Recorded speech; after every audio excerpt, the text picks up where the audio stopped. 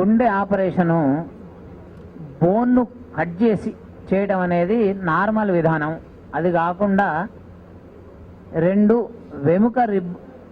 వెముక bones మధ్య నుంచి చిన్న హోల్ చేసి దాని నుంచి కవాటాలు మార్చడం కానీ బైపాస్ సర్జరీ చేయడం కానీ గోఖలే గారి ప్రత్యేకత.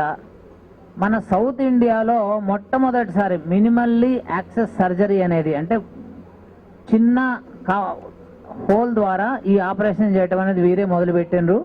వీరు యుఎస్ఏకి పోయి జర్మనీకి పోయి ట్రైన్ అయ్యి ఇక్కడికి వచ్చి మన ఇండియా మొత్తంలో వీరికి ఈ కేసులు ఎక్కువ చేసినట్టే అనుభవం ఉన్నది. వీరి ఎక్స్పీరియన్స్ను తర్వాత అమెరికా నుంచి డాక్టర్స్ వచ్చిండ్రు, తర్వాత జర్మనీ నుంచి హెన్రిక్ గారు వచ్చిండ్రు.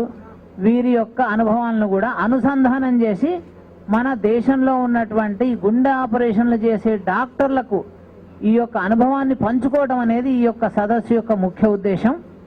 దీంట్లో డాక్టర్ గోఖలే గారిని వచ్చిన డాక్టర్లందరూ చాలా బాగుందండి, ఈ సర్జరీ మేము కూడా దీన్ని అడాప్ట్ చేసుకోగలిగితే పేషెంట్కి బెనిఫిట్ అవుతుంది అనేది ఒక నిర్ధారణకు వచ్చిండ్రు.